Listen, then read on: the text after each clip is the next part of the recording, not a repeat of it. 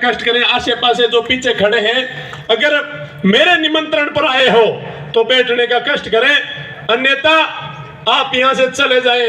मैं उन लोगों को ही पसंद करता हूं, हमारा सिस्टम अलग समझने की कोशिश करते हैं। जो पीछे भाई खड़े हैं, ये बीच में जगह पड़ी है, एक भी सामने कोई खड़ा दिखाई दिया तो ठीक बात नहीं है।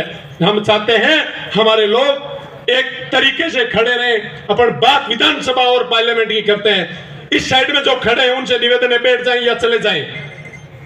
जो भी खड़े हैं, एक एक को नहीं कहूंगा, या तो चले जाएं या बैठ जाएं।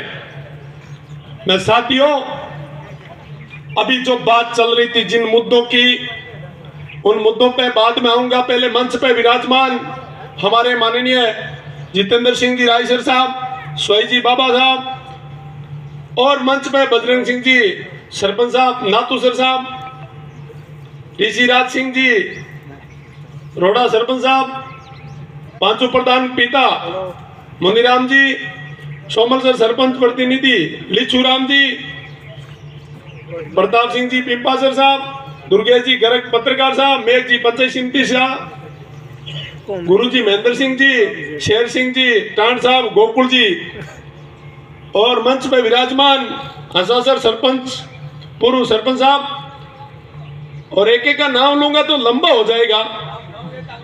अब साथियों, मैं मुद्दे पे ही आता हूं। सामने जितने भाई खड़े हैं पहले बैठ जाएं। अब हमारा निवेदन ये रहेगा आपसे कि हमने जिन मुद्दों को लेकर के, आपने ये मुद्दे तो पीछे लिखे हुए हैं, चिकित्सा, बिजली, पानी, सड़क, कृषि, रोजगार, प्रशासनिक नए विभागों के संबंध में मैं आपको नौका की जो हालात है वो आप किसी से छिपी हुई नहीं है। इस क्षेत्र में जो ज्ञापन है वो मेरे बोलने के बाद हमारे यहाँ के पार्षद महोदय हनी गर्ग जी हैं, वो सुनाएंगे। उनसे पहले मैं बोल लेता हूँ। पंकज जी बोरिया जहाँ भी है, उनसे मेरा निवेदन कि वो भी यहाँ पास में आए, मंच की तरफ पधारे। पंकज जी बोरिया, बड़े भाई साहब। साथियों, नोखा में जिस हिसाब से, जिस सोच के साथ हमने ये आंदोलन की रूपरेखा बनाई, हमने ये सोचा, इस भीड़ का हमने नहीं सोचा था। हमने इस टेंट वाले को कहा 2000 लोगों के लिए टेंट लगा देना, वो भी मैंने सोचा कोई खाली रहता होगा, लेकिन टेंट के पार आधे से ज्यादा संख्या पार बैठी है। मित्रों, ये आपके सामने, आप लोग बाकायदा संघर्ष करने वाले लोग हो, इसमें कोई किसी प्रकार का संदेह नहीं है। मित्रों, हर व्यक्ति अपनी जेब का खर्चा लगा करके यहाँ तक पहुंचा है। हम जब गांव में गए तो हमने सोचा नहीं था कि इस प्रकार से लोग भीड़ के रूप में इकट्ठा होंगे और हमारी बात को सुनेंगे, क्योंकि ना तो हमारे पास किसी प्रकार का कोई पद है, ना ही कोई पावर है, ना ही हमारा कोई राज है, ना ही हमारे पास किसी प्रकार का कोई संसाधन था। उसके बावजूद भी इस भीड़ को देख करके हमने ये महसूस किया कि 15 सालों में जिस हिसाब से हम काम कर रहे हैं, लोग काम को भूलते नहीं हैं, काम का रिजल्ट देते हैं।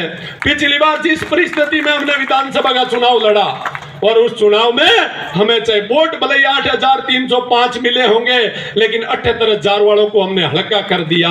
ये आप लोगों की मेहरबानी थी, जो सामने बैठे हो उनकी मेहरबानी थी। साथियों, उन 78,000 वालों को तो हल्का किया, लेकिन कुछ दूसरे लोग जो पैदा हुए, एमएलए बने, उन लोगों को भी अपना दायित्व और कर्तव्य है वो पूरा करने में मेरे हिसाब से असफल रहे हैं। नौका क्षेत्र में अवैध रॉयल्टी जो चल रही है वो किस नेता की है, आप सारे लोग जानते हो। मंच के माध्यम से मैं बताना चाहता हूं, हमें उन रॉयल्टी के नेताओं से कमीशन नहीं लेना। मित्रों, रॉयल्टी से एक गरीब आदमी का नुकसान होता है। पहले बजरी की ट्राली 1300 रुपए में आती थी, आज वो ट्राली 3000 में आती है। 3-3 गुना अवैध रूप से रॉयल्टी वसूल की जाती है, लेकिन हमारे स्थानीय नेताओं के मुंह पर दही जमा हुआ है। कई नेता काम कर रहे हैं रॉयल्टी का, अवैध रॉयल्टी वसूलने का, दूसरे नेताओं के मुंह पर दही जमा हुआ है। मैं आप लोगों के माध्यम से ये बताना चाहता हूं, आप लोगों को अपने हक और अधिकार के लिए लड़ना पड़ेगा। मित्रों, पिछली बार जब दीनदयाल की योजना चली, डाणी डाणी कनेक्शन की, तो हमारे सैकड़ों गांव, जिन गांव में जाति विशेष के गरीब लोगों को पीछे छोड़ दिया गया, ठेकेदारों ने और राजनेताओं ने मनमर्जी करके उन नेताओं को तो हमने छट्टी का दूध याद दिला दिया, लेकिन इन अधिकारियों को भी हम बख्शेंगे नहीं, ये किसी भी सूरत में सुन लो। अभी जब पानी की बात चल रही थी, मेरी प्रोजेक्ट के लिए हम अकेले पैदल चले। हमने ये सोचा था, कल कोई भाई बात कर रहा था कि 100 आदमी आएंगे या 50, लेकिन मैंने उससे कहा भाई हम तो जयपुर तक अकेला यात्रा करने वाले लोगों में से हैं। हमने मार्क्स को पढ़ा है, काशी राम को पढ़ा है, अंबेडकर जी को पढ़ा है, सर छोटू राम को पढ़ा है, बुद्ध की धरती में हमने जन्म लिया है। इसलिए मित्रों, हम लोग कहीं अकेलापन महसूस करने वाले लोगों की कैटेगरी में नहीं है। आज इन मुद्दों की अपन बात कर रहे हैं। नोखा जिस क्षेत्र में जितना इतनी बड़ी हॉस्पिटल जिसको बने हुए कई साल हो गए, 1 साल पहले ये हॉस्पिटल जिला हॉस्पिटल के रूप में कर्मोन्नत हुई, लेकिन आज तक ईंट तक नहीं लगी। ये नोखा का दुर्भाग्य है मित्रों। आप लोग इसी तरह इकट्ठा होना सीख जाओगे, आप लोग इसी तरह एक जाजम पे बैठना सीख जाओगे, अपने हक और अधिकार के लिए लड़ना सीख जाओगे, तो माइक के लाल किसी की औकात नहीं है। नेता आपकी हाजिरी में आपकी चौखट पे रहेंगे 5 साल तक। जो 5 दिन रहते हैं ना दारू के बोतल लेकर के, गाड़ियां लेकर के आपकी चौखट पे रहते हैं ना, वो 5 साल आपकी चौखट पे रहेंगे। लेकिन लोग, उन नेताओं को ये पता है कि ये लोग बिकाऊ लोग हैं। ये लोग सिर्फ और सिर्फ चुनाव में हम एक जाति का भाव फैला करके, एक क्षेत्र का भाव फैला करके, पार्टी का एक रसगुल्ला दे करके इन लोगों के वोट को लूट लेंगे। लेकिन अब ये लूटने में मेरे हिसाब से असक्षम है।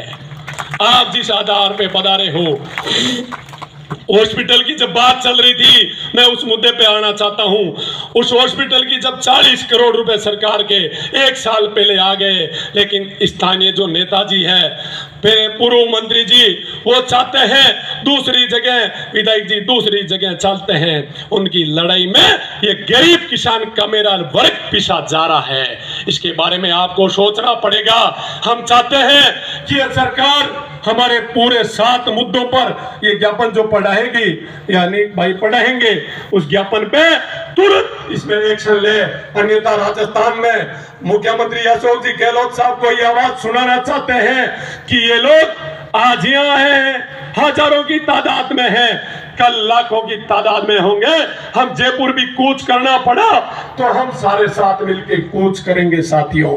अगर बीकानेर कूच करने की जरूरत पड़ी तो बीकानेर भी कूच करेंगे, लेकिन हमारे क्षेत्र के गरीब किसान मजदूर के साथ अन्याय नहीं होने देंगे साथियों। आज आपको सोचने की जरूरत है। नोखा एक जो बड़ा क्षेत्र है, भूभाग की दृष्टि से भी बड़ा क्षेत्र है। इस क्षेत्र में आज तक जो विकास होना था वो नहीं हो पाया। अगर निजी स्कूलों की बात करें तो भयंकर रूप से, आज भी निजी हॉस्पिटलों की बात करें, भयंकर रूप से भ्रष्टाचार है, क्योंकि सरकारी स्कूलों में पद रिक्त है और पद रिक्त होने की वजह से ये हालात पैदा हो रहे हैं। आज भी हालात स्कूलों के बड़े खराब है, हॉस्पिटलों के खराब है। मैं चाहता हूं कि जसरासर और पांचू जैसे बड़े कस्बों में महाविद्यालय क्यों नहीं बने, किस नेताओं की वजह से नहीं बने, आप लोगों को समझाने की जरूरत है। बाबा साहब अम्बेडकर ने कहा था, मैं आपको वो ताकत देके जा रहा हूं, वोट की ताकत, जिस ताकत से हजारों लोगों का इलाज हो सकता है। बाबा साहब ने कहा था, रानी के पेट से जो बच्चा पैदा होकर राजा बनता था, वो व्यवस्था तो मैं खत्म करके जा रहा हूं, लेकिन आपके मत से जो राजा बनेगा वो आप बनाने की परिस्थिति में सोच लेना। लेकिन देश की 70 साल की आजादी के बाद हमें ये बताया गया वो जातियां खराब है, वो लोग खराब है, वो लोग आपका शोषण करेंगे। मित्रों, हम लोगों ने गहराई से देखा है, परखा है, समझा है, सुना है, लेकिन आज जो परिस्थितियां हैं, समय है, वो अलग है। मैं तो आप सब लोगों से निवेदन करता हूं कि समय के साथ बदल जाओ और वोट की ताकत को पहचानो। चौधरी चरण सिंह ने कहा था, किसान का एक पैर खेत में, दूसरा पैर दिल्ली में होना चाहिए। सर छोटू राम ने भी यही वर्ड कहे थे ए बंदे, तू तेरे और पराये की पहचान कर, अपना कौन है, पराया कौन है। 5 साल तक आपके लिए कौन लड़ता है? मैं तो आप में से किसी ने भी 4 साल तो चुनाव लड़े हो गए, 4 सालों में किसी भाई ने फोन किया तो शायद मगनाराम केडली ने उनको रिप्लाई दिया है। मैं 15 सालों से सेवा कर रहा हूं, लेकिन 4 सालों में कोई माइका लाल यहाँ अगर तहसील के चौराहे पर मुझे मिला तो मैंने हाथ पकड़ के पूछा है, भाई कैसे है, क्यों परेशान हो रहा है? बिजली बोर्ड के अधिकारी परेशान करते हैं, थाने के थानेदार परेशान करते हैं, और इन तहसीलदार और एसडीएम की तो हालात ही छोड़ो। क्यों करते हैं कि उन नेताओं के इशारे पे करते हैं। वहां गांव में उस तरह की पार्टियां बनी हुई है, उस तरह के भूमाफिया लोग बैठे हैं जो सिर्फ और सिर्फ उन नेताओं की चापड़ूसी करते हैं। मैं चाहता हूं कि जनता का डायरेक्ट काम हो, एक गरीब को भी उतना ही तवज्जो मिले जितना गांव के जनप्रतिनिधि को मिले। मैं चाहता हूं मित्रों, अब समय पर आपको समझना पड़ेगा, सोचना पड़ेगा, और इस जिस आजाद में आप पधारे, मैं तो आप जैसे लोगों को देख करके, अब पहले जिस चुनाव लड़ा हमने उस समय लोग ये कहते थे कि मगनाराम अभी बच्चा है, ब्लैक कलर का सिर है, लेकिन आज देख करके मैं खुश हूं कि यहाँ सफेद पगड़ी के लोग भी हैं और दूसरी पगड़ी के लोग भी हैं, सारी वेशभूषा के लोग मुझे दिखाई दे रहे हैं, 36 बिरादरी के लोग बैठे हैं, हजारों की तादाद में बैठे हैं। मैं तो आप सबसे आज की तारीख में ये निवेदन करता हूं कि नौका जो इलाका है, इस इलाके में किसी भी प्रकार की कोई भी समस्या होगी, उस समस्या को लेकर के मगनाराम के लिए तुरंत फोन करें। कई नेता कहते हैं राज नहीं है, कई ये कह देते हैं कि हमें चुनाव हरा दिया गया, लेकिन मगनाराम के पास रिजल्ट ये नहीं मिलेगा।